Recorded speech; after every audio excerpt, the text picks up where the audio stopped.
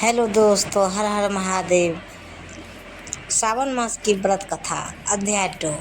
सावन का महीने भगवान शिव को समर्पित है और इस महीने में भगवान शिव और माता पार्वती को उपासना करने से व्यक्ति को धन लाभ, पारिवारिक जीवन में सुख समृद्धि मिलती है।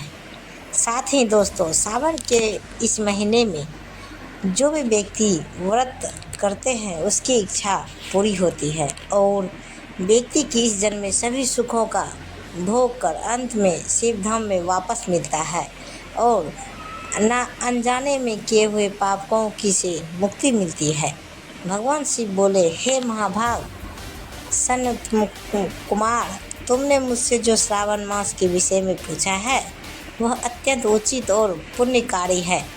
तुम्हारी भक्ति, विनम्रता और श्रद्धा देखकर मैं बहुत प्रसन्न हूँ। तुम्हारे मन में कोई द्वेष नहीं है, इसी कारण तुम सबके प्रिय भी हो। मैंने तुम्हारे पिता ब्रह्मा जी का एक मस्तक काटा था, फिर भी तुमने मुझसे कोई बैर नहीं रखा। यह तुम्हारे महानता है, इसलिए मैं तुम्हें सावन मास का पूरा महत्व सुनाऊंगा। ध्यान लगा के सुना। सावन माह कथा अध्याय 2। हे योगियों में श्रेष्ठ मनुष्य को चाहिए कि श्रावण मास में नियम पूर्वक व्रत करे। विशेष रूप से नक्त व्रत, दिन में उपवास, रात को भोजन करें और रोज रुद्राभिषेक करें। जो वस्तु मन को प्रिय हो उनका त्याग कर दें। पुष्प, फल, तुलसी दल, बेलपत्र आदि से शिव जी का पूजन करें। इस मास में 1 करोड़ शिवलिंग बनाकर उनकी पूजा करना और ब्राह्मणों को भोजन कराना अत्यंत पुण्यदायक है। पूरे महीने फलाहार, उपवास और धरती पर शयन करने से पुण्य कई गुना बढ़ता है। श्रावण मास में पंचामृत से अभिषेक करना विशेष फलदायी है। जो भी शुभ कर्म इस माह में होता है वह अनंत गुना फल देता है। इस माह में झूठ, हिंसा, व्यर्थ बातों से बचना चाहिए। पत्ते पर भोजन करना चाहिए, शाकाहार करना चाहिए। शाक का त्याग करना भी उत्तम माना गया है। भक्त को चाहिए कि इस मास में प्रतिदिन भोर में स्नान कर शिव का पूजन करें।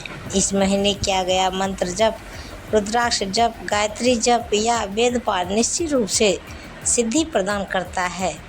पुरुष सूक्त का पाठ विशेष फल देता है। गृह यज्ञ, कोटि होम, लक्ष्य होम आदि यज्ञ इस मास में शीघ्र फल देते हैं। हे मुनिवर, जो सावन में एक दिन भी व्रत नहीं करता उसे नरक में कष्ट भोगना पड़ता है। सावन मास कामनाओं को पूरा करने वाला और मोक्ष देने वाला महीना है। भगवान शिव ने आगे बताया है, इस मास में सप्ताह के अंदर हर दिन अनुसार अलग अलग व्रत बताए गए हैं। रविवार को सूर्य व्रत करें, सोमवार को शिव पूजन करें और नक्त व्रत करें। मंगलवार को मंगल गौरी व्रत, बुधवार और गुरुवार को सामान्य उपवास, शुक्रवार को जीवितिका व्रत, शनिवार को हनुमान और नरसिंही व्रत करें। सावन मास के विशेष व्रत भी है, जैसे शुक्ल द्वितीय को औदुंबर व्रत, तृतीय को गौरी व्रत, चतुर्थ को दुआ गणपति व्रत या विनायकी चतुर्थी, पंचमी को नाग पंचमी, षष्ठी को सुपोदन व्रत, सप्तमी को शीतला व्रत, अष्टमी या चतुर्दशी को देवी पवित्रारोपण व्रत, नवमी को नक्त व्रत, दशमी को आशा व्रत, एकादशी द्वादशी को विष्णु पूजन, पूर्णिमा को रक्षाबंधन, हाय गिरवा अवतार आदि एवं मनाए जाते हैं कृष्ण पक्ष में शंकर चतुर्थी, पंचमी को मानव कल्पादि व्रत और अष्टमी को श्री कृष्ण जन्माष्टमी का पर्व बड़े धूमधाम से मनाना चाहिए।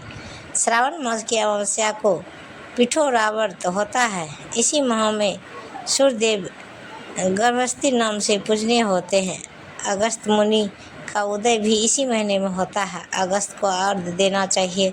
श्रावण माह में वर्जित चीज़ें, श्रावण से साग का, भाद्रपद में दही का, अश्विन में दूध का और कार्तिक में दाल का त्याग करना चाहिए। अगर कोई सभी मासों में ना कर पाए तो सिर्फ श्रावण में ही साग का त्याग कर पुण्य फल पा सकता है। भगवान शिव ने कहा, जो सावन मास में व्रत, तप, स्नान, दान, मंत्र जाप और उपवास करता है वह मुझे और विष्णु दोनों को प्रसन्न करता है।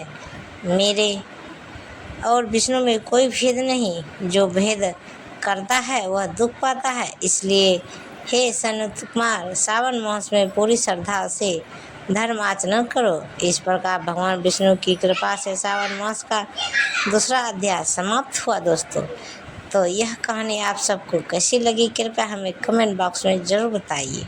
और पूरी कहानी सुनने के लिए धन्यवाद। और इसी तरह हमें प्यार और सपोर्ट दीजिए। प्रेम से बोलिए हर हर महादेव, जय माता दी।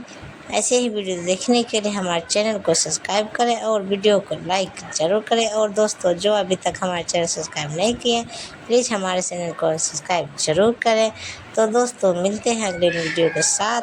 तब तक बाय बाय दोस्तों, जय हिंद।